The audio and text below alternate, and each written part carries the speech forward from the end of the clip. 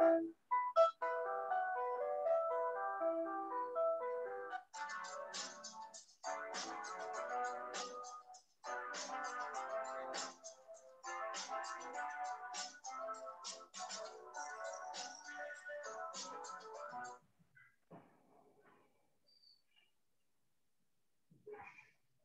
students, good morning to all of you. I welcome to you on behalf of Mumbai Mahanagarpalika शिक्षण विभाग. मी Yogini Yashwant Bhosale, Barvenagar municipal Marathi school number 1, Ghatkopar N ward. मुलांनो, शाळा बंद पण शिक्षण चालू या बृहन्मुंबई महानगरपालिका शिक्षण विभाग ऑनलाईन शिक्षणाअंतर्गत मी प्रथम आपणा सर्वांचे स्वागत करते.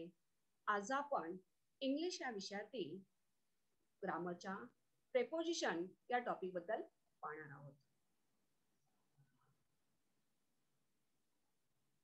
फर्स्ट, मुलांनो,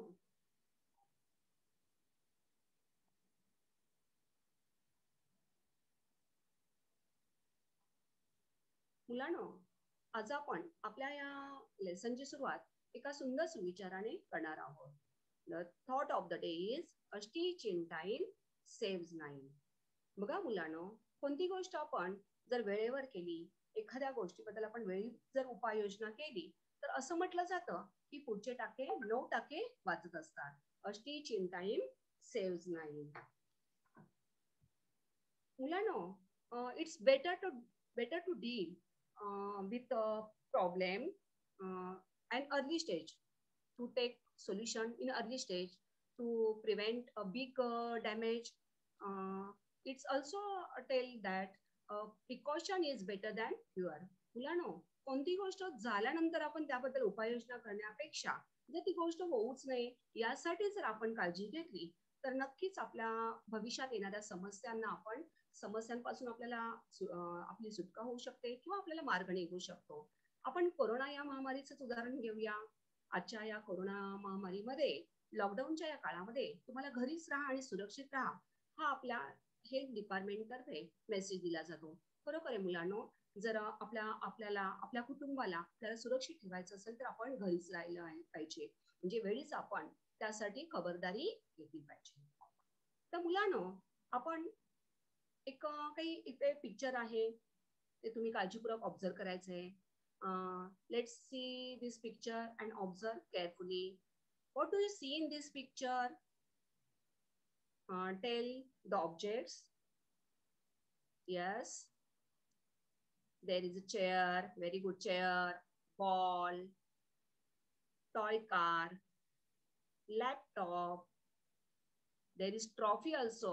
Here is trophy also, books, and there is a cat. Very good. It's the name of object, all object. Can you make the sentence with the help of this object? Yes, yes, ball. मुलांनो, आपण हे जे object आहे, त्या वस्तू आहे, यांच्यापासून आपण वाक्य बनवायचा प्रयत्न करूया. आणि तुम्हाला येतं. जस्ट आपण इथे तुमच्याकडून हवे आहेत व्याकरणाच्या ग्रामरच्या भाषेमध्ये तुम्ही कसा याचा यूज करणार, कशा पद्धतीने हे सेंटेन्स तुम्ही तयार करणार आहात. Let's try. Ball. Yes, there is a ball under the chair. There is a ball under the chair. Where is laptop? computer. There is a computer on the table. And you see here, there is a lamp. And it is on the table, small table, near the bed. Also near the table, near the chair. And there is a toy car. It is on the floor. And here is a cat. The cat is behind the bed. It is a bed. The cat is behind the bed. And there is also some pictures on the wall. So we make the sentence with the help of these objects. Students, this sentence, for example, the ball is under the chair. under, on, near, behind. These are called preposition in grammar language. There are 8 parts of speech in grammar. We learn 8 parts of speech in English language. Which are they? Noun, pronoun, verbs, conjunction, adjective, adverb, interjection, and preposition. And today we are going to learn about this preposition. मुलांनो, व्याकरणामध्ये किंवा भाषेमध्ये शब्दांच्या ज्या 8 जाती आहेत त्यापैकी नाम, सर्वनाम, क्रियापद आहे, क्रियाविशेषण आहे, विशेषण आहे, उभयान्वयी अव्यय आहे आणि आपण आज जो पाहणार आहोत ते आहे प्रेपोजिशन म्हणजे शब्दयोगी अव्यय. आता फॉर एक्झाम्पल आपण शब्दयोगी अव्यय म्हणजेच प्रेपोजिशन आपण मराठीमध्ये बोलतो की माझं पुस्तक टेबलवर आहे, झाडावर पक्षी आहेत, अशा पद्धतीने शब्दाला जोडू येणारे म्हणून त्यांना आपण शब्दयोगी म्हणत असतो. व्याकरणामध्ये ह्या ज्या शब्दांच्या जाती आहेत किंवा या आपण वाक्याचे जे प्रकार होतात किंवा वाक्यांचे जे घटक आहेत त्यांनी आपलं अर्थपूर्ण असं शब्द वाक्य तयार होत असतं. आता या प्रेपोजिशन आपण जो पाठ घेणार आहोत त्यानंतर तो झाल्यानंतर तुम्हाला after this end of this lesson तुम्हाला कोणत्या गोष्टी समजणार आहेत? which are learning outcome? Student, after this session you will be able to recognize prepositional phrases and also you will be able to use preposition in sentence to make your sentence more meaningful, effective. मुलांनो, आपण prepositions वापरल्यानंतर काय होणार आहे? Prepositions वापरल्यामुळे आपल्याला निश्चित अर्थ एखाद्या वाक्याबद्दल, वाक्यातल्या त्या ऑब्जेक्ट ज्या आहेत त्याबद्दल आपल्याला नक्की निश्चित अशी माहिती मिळणार आहे. मग ती दिशादर्शक असेल, कालदर्शक असेल, स्थलदर्शक असेल, प्लेस, टाइम, डायरेक्शन, या सगळ्या गोष्टींना आपल्याला प्रेपोजिशनने आपल्याला माहिती मिळत असते. आणि आज आपण नक्कीच या लेसन नंतर तुम्ही त्या प्रेपोजिशनचा तुमच्या सेंटेन्समध्ये, तुमच्या पॅरेग्राफमध्ये also you use this preposition in your writing skill, essay, letter. आता आपण हे जे प्रेपोजिशन्स आहेत त्यापैकी कोणकोणते प्रेपोजिशन्स आहेत?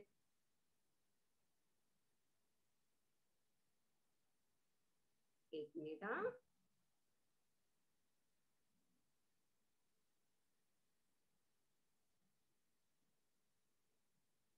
Preposition. Preposition म्हणजे काय? What is an preposition?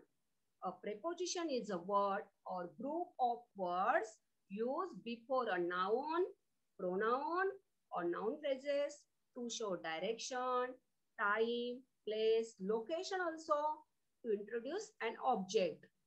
आताच आपण पाहिलं की पिक्चर रिडिंग मध्ये आपण पाहिलं की ऑब्जेक्ट्स होते, ते सगळ्या ऑब्जेक्टची नावं सांगितले तुम्ही आणि ऑब्जेक्टच्या मदतीने with the help of this object we make sentence. आपण वाक्यही बनवली, पण ती वाक्य बनवताना आपल्याला ती ऑब्जेक्ट नक्की कुठे आहे, वेअर, प्लेस, टाइम, लोकेशन आणि डायरेक्शन सुद्धा आपल्याला समजत होतं. आणि या प्रेपोजिशनचे फॉर एक्झाम्पल कोणकोणते आहेत बघा. इथे एक तुम्हाला मी छोटस क्लॉक दाखवलेला आहे.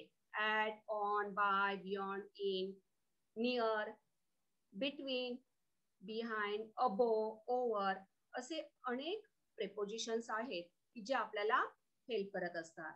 आणि पुन्हा एकदा बघा, a preposition is a word which make to help us meaningful sentence, to show direction, place and location, and also it help to introduce us about an object. Which types of prepositions? Let's learn. There are 4 basic types: direction, time, location and space. Direction. For example, look to the left and you will see our destination. Look to the left. To the left. Which side? Direction. Direction. Here, recognize the direction. Left. Time. We are been working since this morning. Since. बघा मुलांनो, since आपण म्हणतो ना फार पूर्वीपासून, या हजारो वर्षांपासून. since म्हणजे time. since 10 years I have been working here. म्हणजे since म्हणजे पासून, म्हणजे कालावधी, time. It's specific as a particular time. Location. We saw a movie at the theater. Space, place. Space means place. The dog sat under the tree. Where does the dog sat? The dog sat under the tree. अशा पद्धतीने आपल्याला ती वस्तू, ती object कुठे आहे, फक्त ऑब्जेक्टच नाही म्हणता येणार, तर लिव्हिंग थिंग्स ऑल्सो. वेअर कुठे आहे, लोकेशन त्यांचं कुठे आहे, किती वाजता आपल्याला त्या गोष्टी आपण पाहिलेल्या आहेत. उदाहरणार्थ मूवी पाहिली आपण, तर ॲट 10 o'clock असंही आपण म्हणू शकतो. I saw a movie at the theatre at 10 o'clock. अशा पद्धतीने आपण प्रेपोजिशनचा आपल्या सेंटेन्स मध्ये यूज करत असतो. आता जे आपण पाहिलं, ऑन, इन, अंडर, नियर, फार, बिटवीन, ओव्हर, अबोव असे अनेक प्रेपोजिशन्स आहेत. त्यापैकी आपण काही बेसिक प्रेपोजिशन आपण आज पाहणार आहोत. मुलांनो, ऑन आणि इन यामध्ये आपण बऱ्याच वेळेला आपल्याला कन्फ्युज होत असतं, ऑन आणि इन. तर आपण लक्षात घ्यायचं आहे, ऑन अशी काही प्रेपोजिशन्स आहेत की त्यांचा स्थलदर्शक आणि कालदर्शक अशा दोन्ही पद्धतीने, टाइम अँड प्लेस अशामध्ये यूज होत असतो. For example, on, we played football on the ground. Where does the boys play? On the ground. The boys are playing on the ground. We played football yesterday. We played football on the ground because yesterday was holiday. So we played football on the ground. The books are on the table. बघा, इथे आपल्याला पाहायचंय बघा, आपण on म्हणजे कसं म्हणजे अगदी वस्तू जी ऑब्जेक्ट आहे ती स्थिर असते mostly. On the table, on the ground. आणि इन, आता ऑन नंतर आपण पाहणार आहोत इन म्हणजे बघा, इथे पण बघा, इन म्हणजे आपण असं मोस्टली असं म्हटलं जातं की आत. इन म्हणजे च्या आत. आपण आपण जेव्हा शॉप मध्ये जातो तेव्हा आपण पाहतो इन, आउट, बरोबर आहे ना. इन म्हणजे च्या आत. परंतु इन हा आताच मी जे सांगितलं तुम्हाला, स्थलदर्शक आणि कालदर्शक या दोन्हीमध्ये इनचा वापर होत असतो.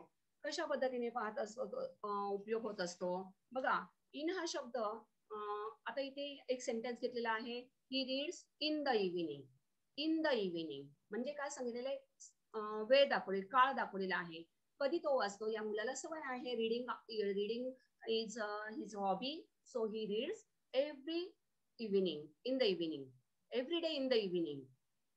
I put my pen in my pocket. I put my pen in my pocket. बघा, in my च्या आतमध्ये, in म्हणजे च्या आतमध्ये. पण इथे काय सांगितलेलं आहे,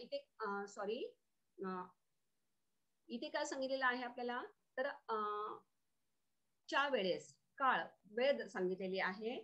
आणि याशिवाय इन हा शब्द देशाच्या किंवा शहरांच्या नावाबरोबर सुद्धा वापरला जातो.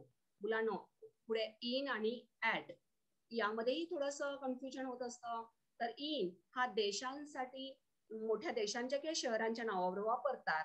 बहुधा ॲट हा शब्द लहान गावं, छोटीशी खेडे असेल, छोटंसं गाव असेल त्यासाठी ॲट वापरला जातो. उदाहरणार्थ एक सेंटेन्स मी तुम्हाला सांगते, गांधीजी जे आपले नॅशनल लीडर आहेत, Gandhiji was born at Porbandar in Gujarat. In Gujarat, आता गुजरात ही मोठी सिटी आहे. तसंच कंट्रीमध्ये साठी सुद्धा जे देश आहेत, देश, त्यांच्यासाठी सुद्धा इन शब्द वापरला जातो. उदाहरणार्थ, Ragini is in New Zealand Ragini is in New Zealand. ती आता सध्या न्यूझीलंड मध्ये आहे, but she lives in at Ghatkopar in Mumbai. Mumbai हे शहर आहे बघा. आता मुंबई शहर आहे, इंडिया कंट्री आहे, पण घाटकोपर हा छोटासा भाग आहे, गाव आहे छोटासा आपला. मग त्याच्यासाठी आपण ॲट हा शब्द वापरलेला आहे. आता पुढची next slide, move to next slide. Near बघा, near. The dog sitting near the tree. Near म्हणजे जवळ. The dog, where does the dog sit? Where is dog sitting? The dog is sitting near the tree. My house is near the school. बघा, my house is near the school. Near अगदी जवळ आहे. या मुलाचं ह्या शाळेच्या जवळ घर आहे. आणि डॉग सुद्धा अगदी झाडाच्या बाजूला बसलेला आहे, नियर द ट्री. नियर आणि फार आपण ऑपोजिट वर्ड्स मध्ये हे शब्द वापरत असतो, नियर आणि फार. फार म्हणजे काय, दूर, आणि नियर म्हणजे जवळ. मग या प्रेपोजिशनचा सेंटेन्स मध्ये कसा वापर करायचा? आता जो हा माणूस आहे खूप थकलेला आहे. ही got tired after walking so फार. असं नाही की वाक्याच्या सुरुवातीलाच प्रेपोजिशन्स येतात. कधी कधी वाक्याच्या शेवटी सुद्धा प्रेपोजिशन येऊ शकतात. For example this, he got tired after walking so far. Forest are far away from city. Forest जंगल बघा, आपण आपल्या शहरापासून जंगल अतिशय दूर असतात. आणि मग जंगल आणि सिटी बघा, हे दोन नाऊन आहेत. त्या नाऊनचा संबंध या फार या शब्दाने सांगितलेला, आपल्याला प्लेस सांगितलेले, फार दूर, ठिकाण सांगितलेलं आहे, फार अवे. बघा इथे सुद्धा स्कूल आणि हाऊस हे दोन नाउन्स आहेत. Here are two nouns, school and house. मग स्कूल आणि हाऊस यांचं रिलेशन किंवा यांचा संबंध जो आहे तो आपल्याला नियर या शब्दाने समजलेला आहे, की my house is near the school.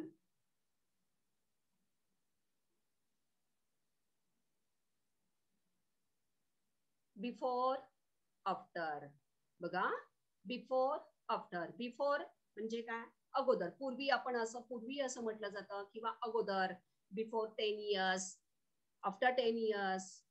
After म्हणजे 10 वर्षानंतर, आणि बिफोर म्हणजे अगोदर. The rainy season comes before winter. Nowadays there is rainy season. Heavy rain is showering, and the rainy season is now continuous. The rainy season comes before winter. After the rainy season, winter season is come. So before म्हणजे अगोदर. पुन्हा आता आपण कोरोनाच्या महामारीत तुम्हाला नेहमी सांगितलं जातं, इन्स्ट्रक्शन दिल्या जातात, wash your hands properly before eating. किंवा फक्त इटिंगच असं नाही, खातानाच नाही, तर every time wash your hands properly. whenever you go out, whenever you touch any object, wash your hands properly. Even our dentist also suggests us brush teeth, your brush twice a day. Before going to bed, brush your teeth before going to bed. झोपण्यापूर्वी रात्री compulsory आपण सकाळी तर सगळेच brush करतो, पण रात्री सुद्धा करायला हवे असं आपल्याला डॉक्टर आपल्याला इन्स्ट्रक्शन देत असतात. बिफोर. आता after. Schools are started after long summer vacation. We enjoy summer vacation, and after finishing the summer vacation, we join our schools. So schools are started after long summer vacation. Shut the door after you go. This person obey our order and he shut the door. Shut the door after you go.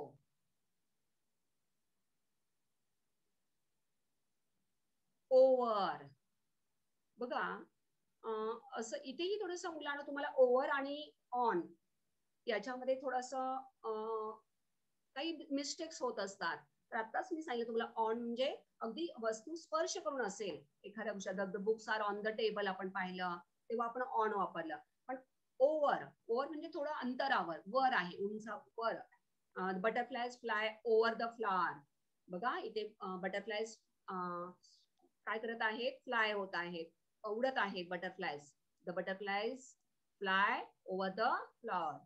She put a blanket over the sleeping child. Over, त्या जे छोटस बेबीचं बघा पाळणं आहे त्याच्यावर ते blanket टाकलेलं आहे. ओव्हर, ओव्हर वर टाकलेलं आहे, अगदी बेबीच्या अंगावर नाही टाकलेलं, तर ओव्हर टाकलेलं. ओव्हर म्हणजे त्या पुढे पहा ऍट. आता जो आपण पाहिलं होतं एक्झाम्पल इन आणि ऍट, याचं तुम्हाला मी कोरिलेशन तुम्हाला एक्सप्लेन केलं होतं की ऍट कधी वापरायचं, इन कधी वापरायचं. आपण पाहिलं इन हे देशांची नावं असतील किंवा शहरांची, मोठी शहरांच्या नावापूर्वी त्यांच्या संबंधित आपल्याला काही माहिती देताना, इन्फॉर्मेशन देताना आपण इन वापरतात. तर ऍट हे छोट्या गावांसाठी. याशिवाय ऍट, ऍट म्हणजे च्याकडे, ठिकाणा, एखाद्या ठिकाणासाठी सुद्धा ऍट वापरलं जातं. Children are looking at the blackboard. There are children enjoying their class and they are looking at the blackboard. They are clever, they are sincere student, so they are looking at the blackboard. And here is Rakesh and he is at the gate. तो gate जवळ उभा आहे. At. आता वेळेच्या बाबतीत सुद्धा मी तुम्हाला सांगितलं की ऍट टायमिंग साठी पण वापरलं जातं. आपण मागच्या एका सेंटेन्स मध्ये पाहिलं, we go to school at 7 o'clock every day. आपलं मॉर्निंग स्कूल असेल तर आपण ऍट परफेक्ट 7 o'clock ला आपण स्कूलमध्ये पोहोचतो. आपण we go to school at 7 o'clock every day. I sleep early at night. I sleep early at night because early to bed, early to rise. बघा, लवकर झोपे, लवकर उठे, त्याचे आरोग्य लाभे असं म्हटलं जातं ना.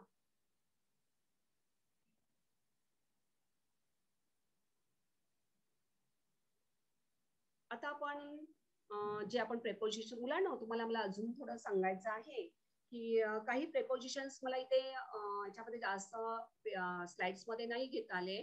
तर काही फ्रॉम, आता जसं आपण टू पाहिलं मी, to the gate, at the gate, असे आपण शब्द वापरले. फ्रॉम, फ्रॉम हे सुद्धा प्रेपोजिशन आहे. फ्रॉम म्हणजे पासून. असं म्हटलं जातं की एका ठिकाणाहून दुसऱ्या ठिकाणी जाण्यासाठी from, from Ghatkopar to Dadar. बघा आपण म्हणजे एक डेस्टिनेशन पासून दुसऱ्या डेस्टिनेशन पर्यंत, एका ठिकाणापासून दुसऱ्या ठिकाणापर्यंत. पुन्हा my friends are coming from Delhi, असंही सेंटेन्स फ्रॉम. आपण मोस्टली आपण इथे जे पाहिलेले आहेत त्याच्यासाठी तुम्हाला होमवर्क आहे. पण या व्यतिरिक्त काही असे प्रेपोजिशन्स आहेत की त्यांचाही आपल्याला वापर करता आला पाहिजे. त्यांचा कधी वाक्यात वापरायची याबद्दलही थोडी माहिती असायला हवी. पण थोडंसं मी ते तुम्हाला एक्सप्लेनेशन देत आहे. फ्रॉम, फ्रॉम म्हणजे एका ठिकाणाहून दुसऱ्या ठिकाणी जेव्हा एखादी ऑब्जेक्ट असेल किंवा वस्तू, व्यक्ती जात असते तेव्हा फ्रॉम वापरलं जातं. My friends are coming from Delhi. He has been working from 7 o'clock. बघा, आता अगोदर प्लेस सांगितलं की तो कुठून येत आहे, is coming from Delhi. From Delhi, Delhi हे प्लेस आहे, स्थळ आहे. आता वेळेच्या बाबतीत पण आपण फ्रॉम वापरू शकतो. He has been working from 7 o'clock in the morning. म्हणजे अगदी सकाळी 7 वाजल्यापासून तो काम करत आहे. From 7 o'clock in the morning. म्हणजे फ्रॉम फक्त स्थळ किंवा प्लेस साठीच नाही वापरलं जात, तर वेळ दाखवण्यासाठी सुद्धा फ्रॉमचा वापर करू शकतो. किंवा आपण असं पण म्हणू शकतो की बिगॅन हिज वर्क फ्रॉम 1 जून. त्याने त्याचं काम 1 जून पासून सुरू केलेलं आहे. स्टुडंट, आपण आवर स्कूल इज बिगॅन फ्रॉम 14 जून और 15 जून. आपण असं म्हणतो माझं स्कूल कधीपासून सुरू झाले, फ्रॉम, फ्रॉम 15 जून. मला असं वाटतंय की तुम्हाला प्रेपोजिशन हा भाग चांगला समजलेला आहे. काही आपण थोडी त्याच्यावरती थोडीशी आपण एक्सरसाइज घेऊया. तुम्हाला होमवर्क आहे, पण आपण जस्ट त्याचं रिवाइज आपण क्लासमध्ये घेऊया आता. आणि नंतर तुम्ही याचे स्क्रीनशॉट काढून तुम्ही रायटिंग स्किल्ससाठी हे कम्प्लीट करू शकता. Can you give me answer and to part in this activities? Let's fun with exercise. Where am I? In, on, before, after, behind, near. Observe these prepositions which you learn in this class. In, on.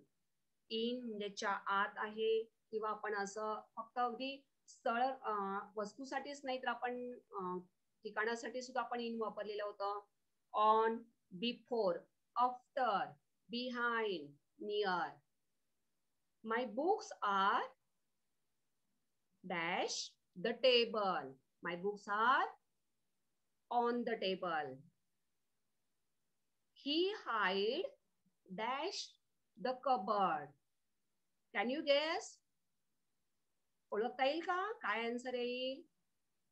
He hide म्हणजे लपलेला आहे. कुठे लपलेला आहे तो? नक्कीच लपला आहे म्हणजे पाठीमागेच असणार, बरोबर ना? Behind. He hide behind the cupboard.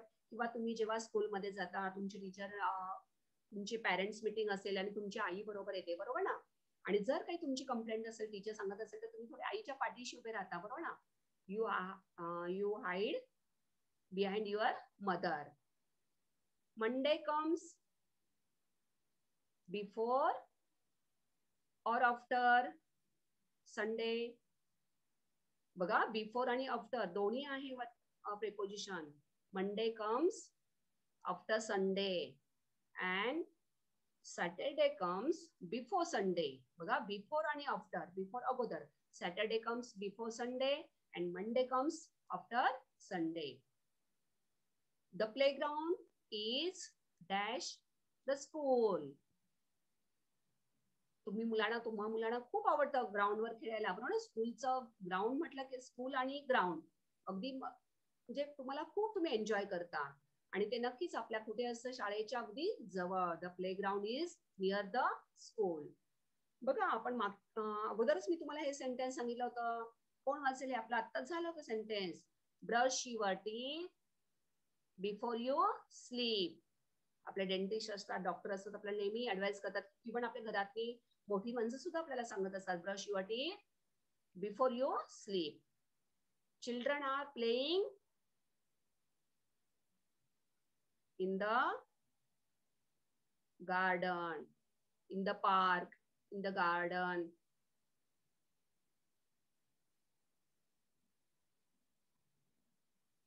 Can you make the sentence with the help of these prepositions?